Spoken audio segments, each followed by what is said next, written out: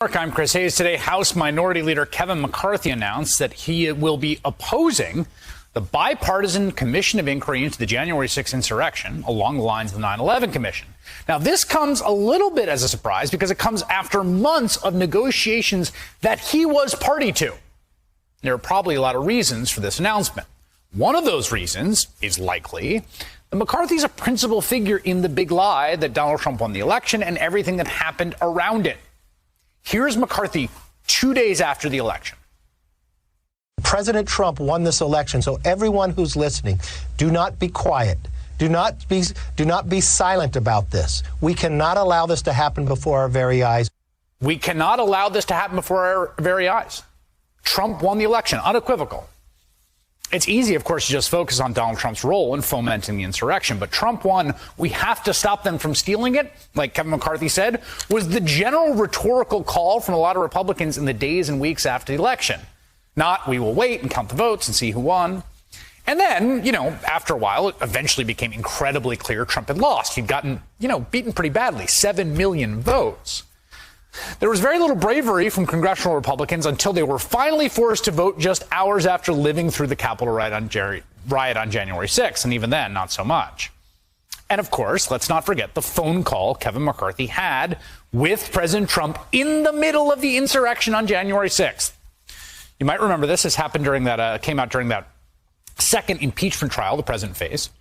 Republican Congressman Jamie Herrera Butler of Washington said that McCarthy told her about the call in a statement that was then entered as evidence in Trump's second impeachment trial.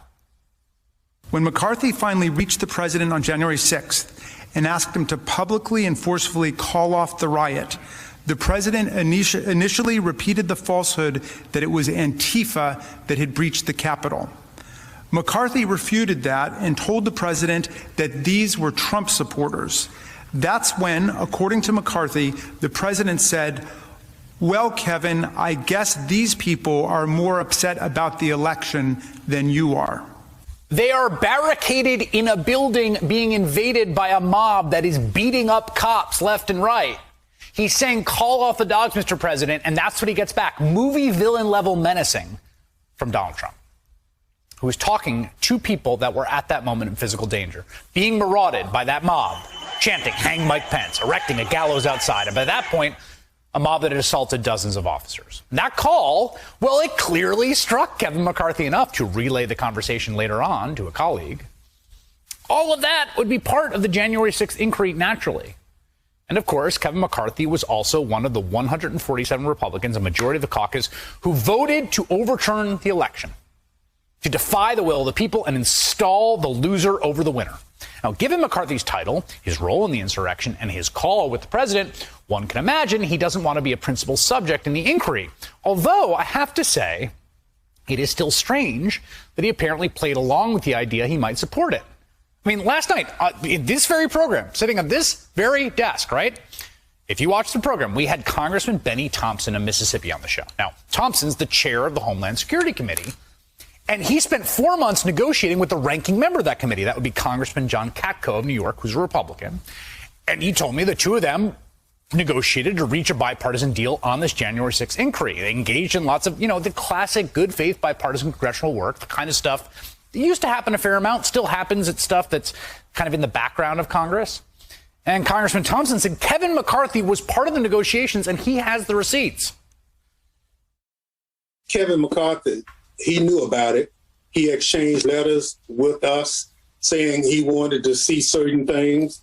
So he was engaged all the time. The Republican leadership needs to step up.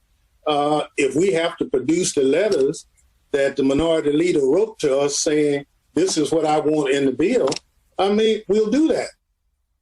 Okay. Now McCarthy has decided to flip the table over. It's honestly more surprising he was ever engaging in good faith because we know what his boss in Mar-a-Lago thinks about the whole situation, and we know what the rising power in his own caucus thinks about it. Here's Republican Congresswoman Marjorie Taylor Greene of Georgia on the House floor today explicitly defending the honor of the January 6th insurrectionists. While it's catch and release for domestic terrorists, Antifa, BLM, the people who breached the Capitol on January 6th are being abused, some even being held for 23 hours a day in solitary confinement. She literally describes them as people who breached the Capitol, as if there's nothing wrong with that.